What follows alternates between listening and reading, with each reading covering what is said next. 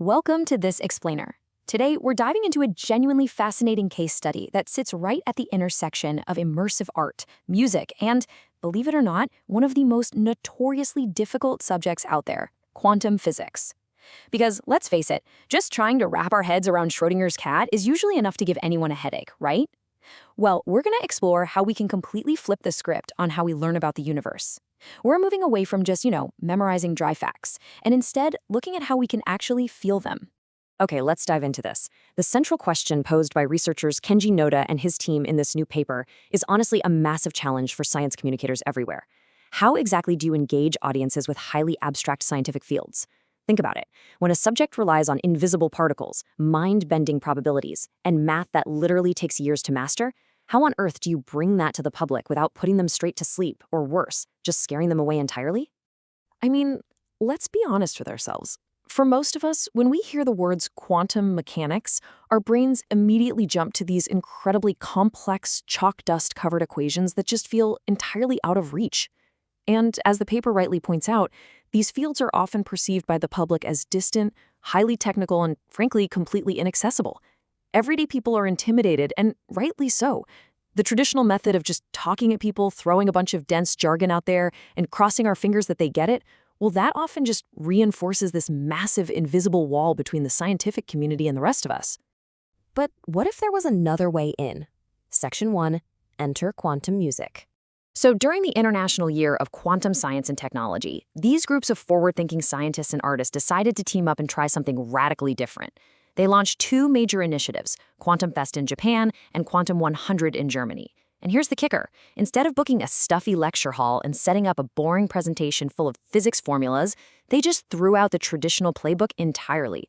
They used striking visual art, ambient live music, and embodied participation to create brand new sensory entry points right into the quantum world.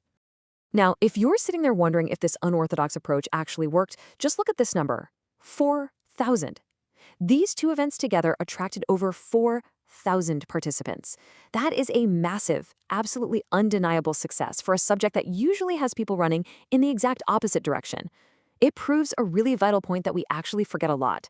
People do want to engage with complex science like quantum physics. We are naturally curious about the universe. We just need the right invitation to step into the room. Which brings us to Section 2, the 3 dimensions of resonance. Now, what's really interesting about this slide is how they measured this. To figure out exactly how the music and art changed the way these thousands of people interacted with quantum physics, researchers analyzed post-event surveys and stakeholder interviews. And what they zeroed in on was this concept of resonance. In this specific context, resonance means forming a meaningful relationship with science before, alongside, or even completely beyond conceptual understanding. I want you to just think about that for a second. The goal of these events wasn't to make sure every single attendee walked out knowing how to solve a complex equation. The goal was to help them feel a connection to it first, rather than just intellectually decoding it. Let's move to and see how this builds, because the researchers identified 3 distinct steps or dimensions of this resonance that participants experienced. We've got sensory immersion, collective meaning-making, and transformative engagement. So let's break these down one by one so we can really grasp the journey this audience went on. Dimension 1 is all about sensory immersion and reduced psychological barriers. I want you to imagine walking into an event. Instead of being handed a thick, intimidating syllabus, you're instantly surrounded by captivating ambient music and striking dynamic visual art that's actually designed to represent quantum states. You are physically immersed in the environment. And what happens is, this art immediately lowers your psychological defenses.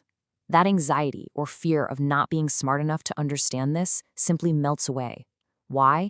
Because your senses are being engaged long before your analytical brain is asked to do any of the heavy lifting. And once that barrier is down, we hit Dimension 2, collective embodied meaning-making. This is absolutely crucial. You aren't experiencing this art in a vacuum. You're in a crowd of other curious people. Experiencing this immersive environment alongside others allows the audience to physically and communally connect with concepts that are usually entirely abstract. By just moving through the space, feeling the music, and sharing that vibe with the person right next to you, the science literally becomes a shared, felt experience.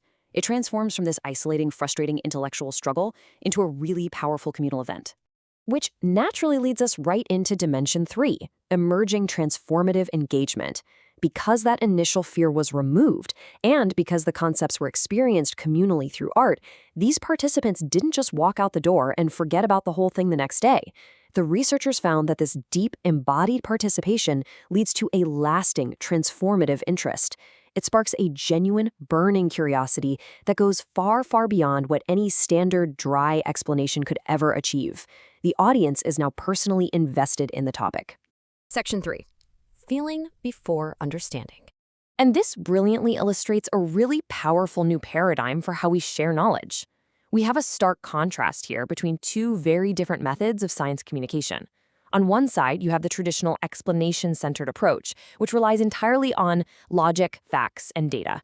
And sure, it's accurate, but let's be real, it can often feel cold, rigid, and completely exclusive to those who already speak the language.